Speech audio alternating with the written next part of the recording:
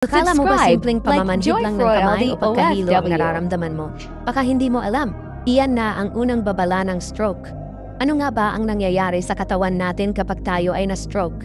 Kapag nabara ang ugat sa utak, humihinto ang daloy ng dugo.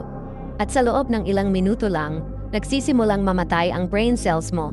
Walang paalam, bigla ka na lang hindi makagalaw, hindi makapagsalita, o mawalan ng malay.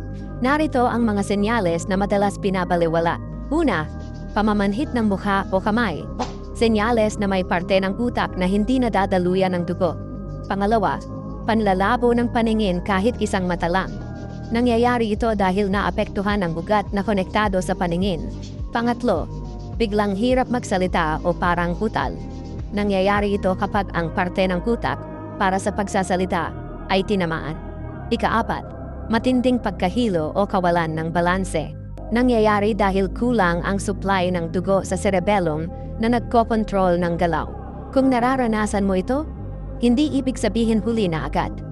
Pwede mo pang protektahan ang sarili mo sa tamang lifestyle at maagang check-up. Mas maaga mong inalagaan ang katawan mo. Mas malaki ang tsansang iwasan ang kapahamakan. I-follow mo ako para hindi ka mahuli sa mga impormasyong ganito. Dahil minsan, isang video lang ang makakapagligtas ng buhay mo.